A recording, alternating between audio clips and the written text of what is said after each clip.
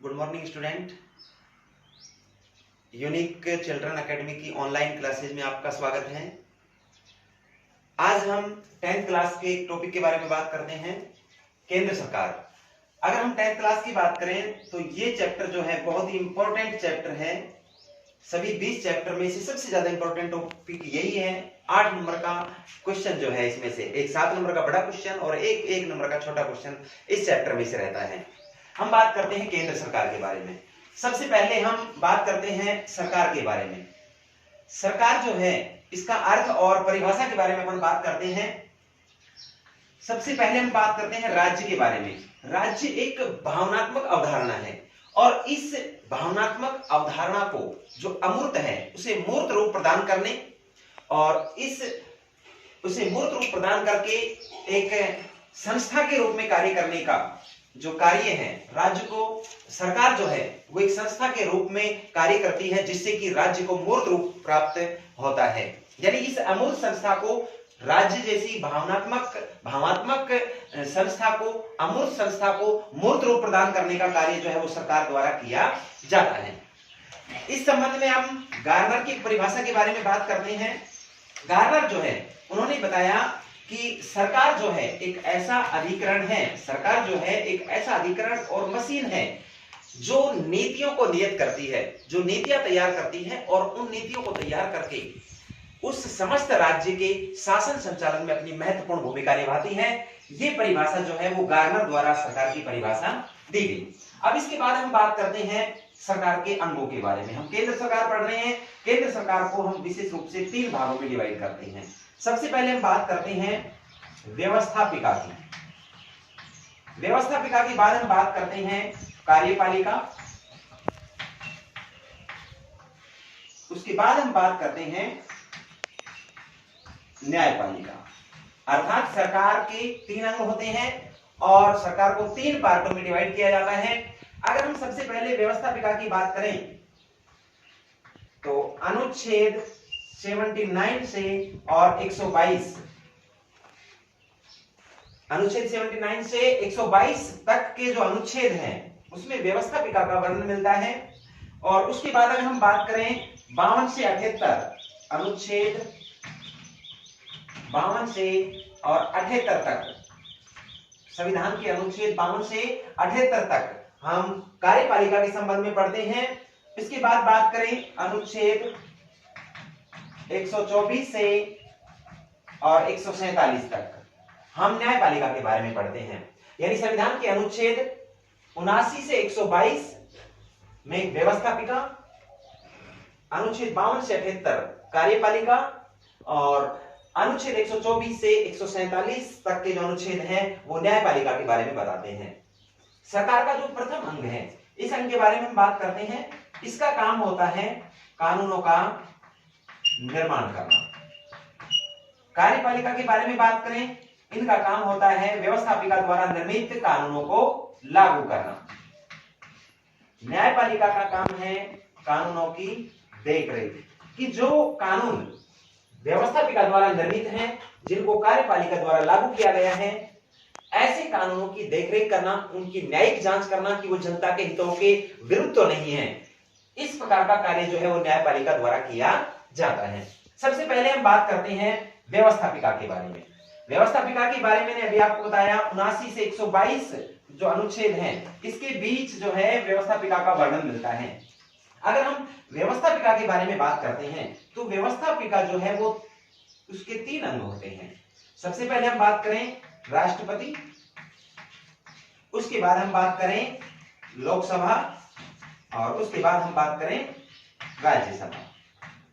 यानी 3 चीजें मिलकर जो है व्यवस्थापिका का निर्माण करती हैं और व्यवस्थापिका को हम संसद के नाम से भी जानते हैं। संसद बोलते हैं, इसके 3 पार्ट होते हैं।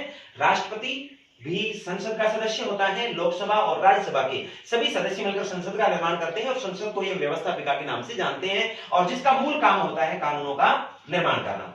सबसे पहले हम बात करते हैं यहां लोकसभा के बारे में। लोकसभा जो है उसका निर्वाचन जो है वयस्क मताधिकार प्रणाली के आधार पर होता है। यानी 18 वर्ष से अधिक आयु के जो व्यक्ति हैं उन्हें वोट डालने का अधिकार प्राप्त होता है, जिसे अपन वयस्क मताधिकार के नाम से जानते हैं, और वयस्क मताधिकार के आधार पर ही लोकसभा के सदस्यों का चुनाव किया जाता है। अब उसके बाद हम बात करते हैं लोकसभा के सदस्यों के बारे में।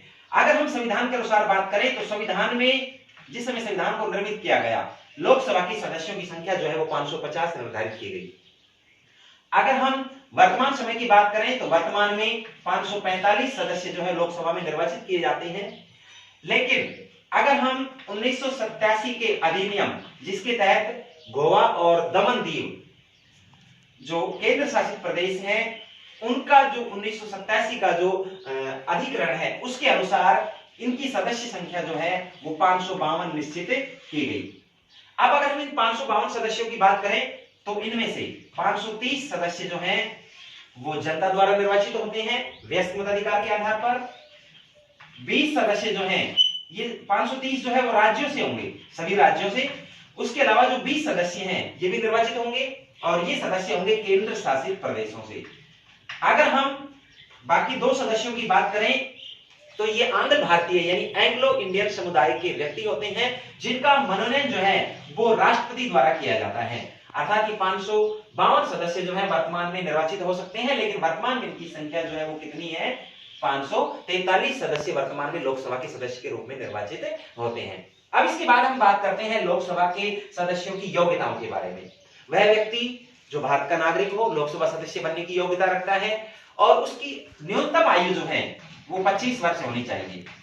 न्यूनतम आयु 25 वर्ष, वह भारत का नागरिक हो, किसी भी लाभ के पद को वो धारण नहीं करता हो, उसके अलावा उसे पागल दिवालिया घोषित नहीं किया गया हो, ऐसा व्यक्ति जो है वो लोकसभा का सदस्य बनने की योग्यता रखता है। अब इसके बारे में बात करते हैं इसके कार्यकाल के बारे में। अगर लोकसभा के सदस्यों के कार्यकाल के बारे में बात करें तो लोकसभा के सदस्यों का कार्यकाल जो है वो 5 वर्ष होता है साधारण परिस्थिति में।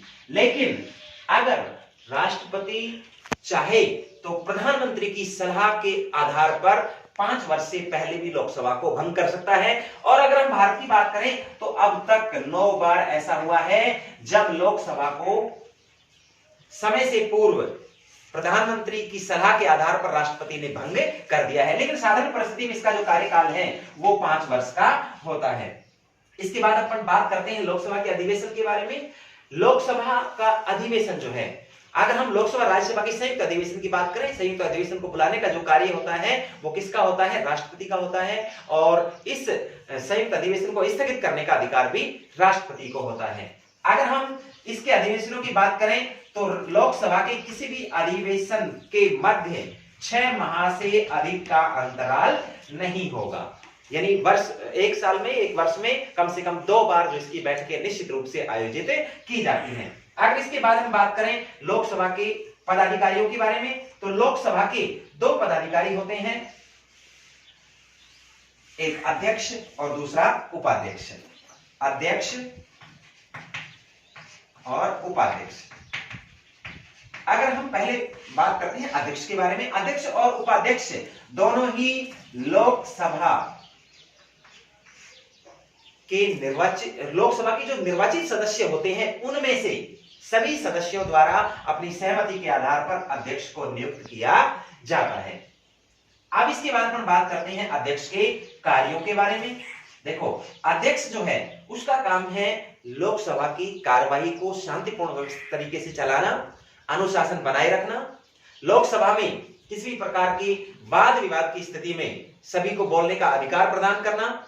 उसके बाद अगर हम बात करें राष्ट्रपति और संसद के बीच या लोकसभा के बीच जो पत्र व्यवहार है, उस पत्र व्यवहार में भी महत्वपूर्ण भूमिका किसकी होती है, लोकसभा के अध्यक्ष की होती है, जिसे अपन स्पीकर के नाम से भी जानते हैं। जिस समय लोकसभा अध्यक्ष उपस्थित नहीं होता है उसके समस्त प्रकार के कार्य उपाध्यक्ष यानी डिप्टी स्पीकर द्वारा कंप्लीट किए जाते हैं। उसके बाद अगर हम बात करें अध्यक्ष के अन्य कार्यों की, अध्यक्ष जो है सभी मत किसी भी स्थिति में, मतदान की स्थिति में समान मत आने पर उनके जो निर्णायक मत होता है, जिसे अपन बोलते हैं निर्णायक मत देने का अधिकार। जैसे अगर लोकसभा के टोटल 100 सदस्य हैं और किसी भी चीज पर अपन ने वोटिंग करवाई और 50-50 वोट आ जाते हैं, तो इसका मतलब कोई निर्णय नहीं हुआ, ऐसे समय में निर्णायक मत देने का अधिकार जो है वो किसके पास होता है, लोकसभा के अध्यक्ष के पास होता है। उसके अलावा बहुत सारी समितियां होती हैं, उन समितियों का, कुछ समितियों का जो अध्यक्ष है वो भी लोकसभा के अध्यक्ष को ही बनाया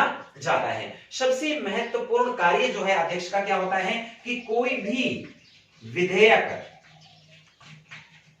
धन विधेयक या वित्त विधेयक है या नहीं है, कोई भी विधेयक वित्त विधेयक या धन विधेयक है या नहीं है, इस चीज को जो साबित है, इस चीज को जो प्रदर्शित है, वो किसके द्वारा किया जाता है? अध्यक्ष के द्वारा।